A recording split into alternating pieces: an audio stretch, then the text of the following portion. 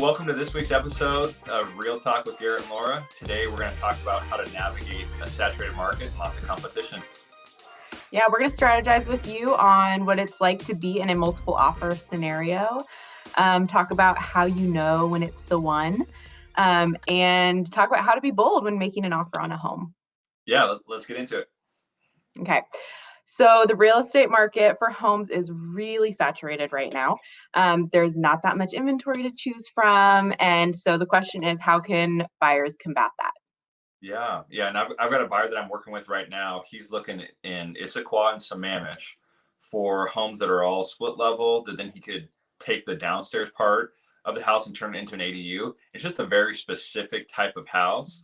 And there's really only one or two that come on each week, and they're getting multiple offers and going quick. So my advice to him and my advice to anyone else is, if there are different home types that you can control how things would go, like with his end goal of having the ADU, we need to try to find something with maybe an outbuilding or a different type of home so that he's not so narrow on any one type. And he is kind of limited on his location. Otherwise, I would tell him to look in places besides Issaquah and Sammamish, but he has to be over there. So that's kind of our advice is what is in your control that you can change about a home. Please open up your search, because there's just so little inventory out there right now. Yeah. And historically, inventory drops even more going into the holidays. So because of that, that's driven prices up over the past few years too. So broadening that can be really helpful. But we understand that the frustration is real. Like there just aren't that many choices, and there's a lot of competition. Right. So which kind of makes me think of, when you do come across the one that's the right house for you, but there are multiple offers or there is lots of other interest. Laura, how do you help buyers realize this is the one, or what's the strategy to go for it when that's the case? Yeah. So I have a little system. So after an initial walkthrough, if the buyer or the client has interest in the property at all, I say walk through 2 more times. So the first time, walk through and think about it as a piece of property in general. Like, is this a good investment? Think about it objectively as a home. Look at try to glance at the roof if you can, crawl space, foundation stuff, the standard, like, is this a good piece of property to own? And then I say the second time you walk through, try to keep them separate. Don't let these walkthroughs overlap. Think about it as your home. Can you envision your life there? Does it fit your personal brand of chaos and comfort? Can you picture yourself there? Even if that picture includes some fixes like replacing baseboard heat or something like we've talked about in previous episodes, through that, like, does this feel like it's the one for you? Of course, I'm all about the feeling because I'm that way, but you just know it's your house on that second walkthrough. Mm-hmm. And thinking of when you found the one, what does it mean to be bold in making your offer? What are some strategies that you've kind of walked people through on how to be bold in making your offer? Yeah. So the sellers, they just want to know, as they're going through their stack of offers, that they are picking someone that's going to follow through all the way to closing.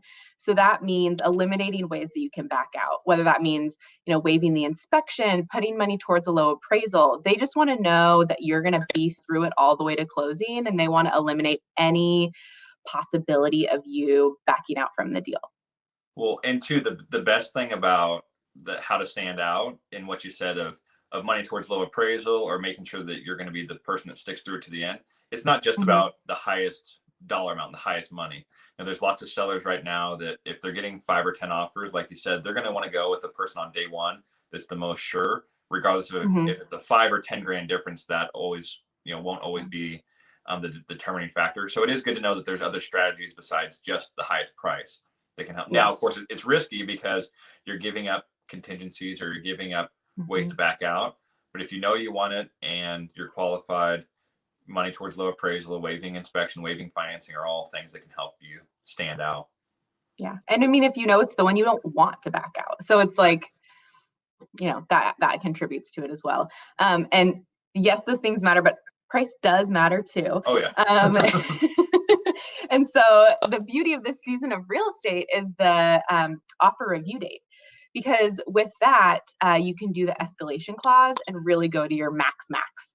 And so in that, you're leaving leaving with no regrets because you've put forth your highest and best while also kind of giving the option of spending less. So you've done your comfort and you've really maxed it out, and there's just no regrets when you walk away.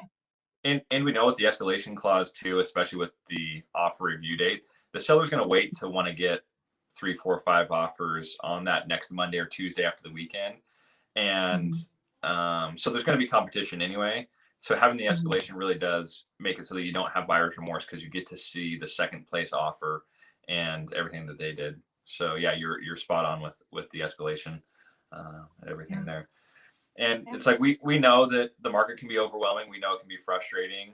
And so having these little tips on when you know it's the one and how to be bold in your offer are all things that we can work through for you. And we'd love to work with you on it.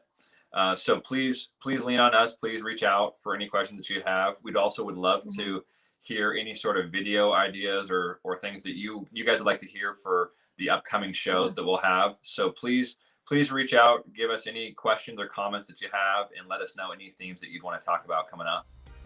Yeah, but that's all we have for this week. So give us an idea and tune in next week. Thank you, guys.